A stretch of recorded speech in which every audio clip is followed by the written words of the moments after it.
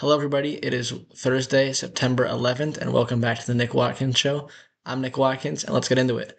So, we have a little bit of a quick episode for you today, and apologies for the late upload. The only news that we really have is that the Giants played yesterday. Unfortunately, we did take the loss to the D-backs. Diamondbacks scored 5 runs on 11 hits. We had 3 runs on 6 hits and 1 error. And Eduardo Rodriguez got the win for the Diamondbacks. He pitched a very nice game. He took, he really was, you know, not a lot of hits. I don't think we got a hit until later in the game, around the middle of the game, fourth or fifth inning. Um, and just the struggles against the lefties that have plagued us all year seem to continue. It's the left-handed pitchers, man.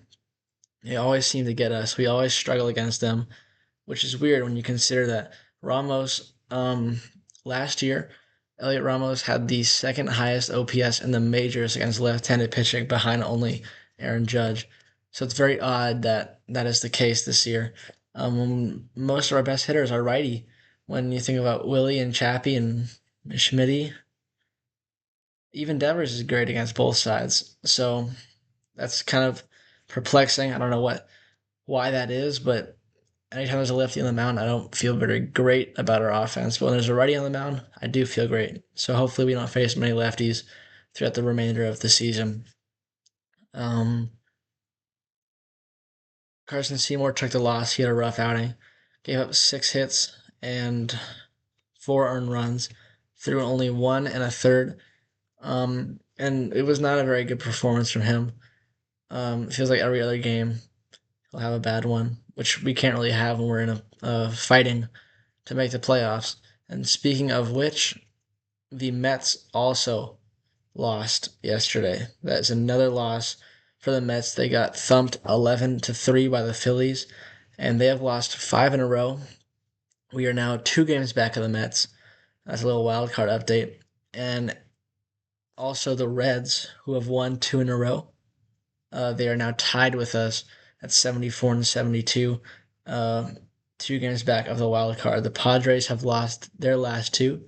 79-69 is their record. They're 3 games up on the Mets, and then the Cubs are 7 games above the Mets. The D-backs, who we play, or we just played, we will play them eventually later down the road.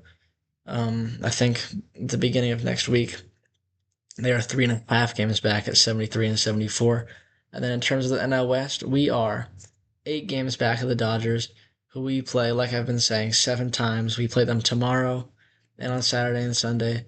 And then the next weekend series, they come here for this weekend, and then we go there for the weekend after that. And looking to make ground to gain a couple games on the Mets.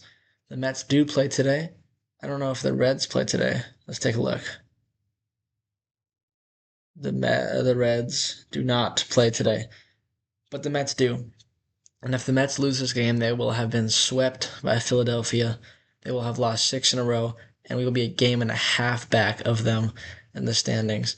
And then once the Mets are done with the Phillies, they will play the White Sox. So it's important that we try and gain as many games as possible. Or it is important that we gained those games against the Diamondbacks. We won this series against the Diamondbacks, and it makes the losses against the Cardinals sting even more because the White Sox are not a very good team, and the Mets should be winning those games. So I guess we'll see how it shakes out. We still got a couple of weeks to go until the end of the season, and anything can happen. So as long as the pitching dials in and the hitting stays as hot as they've been, we should be fine, and we give ourselves a good chance to make the playoffs. So that is the Nick Watkins Show for today, and I will see you tomorrow.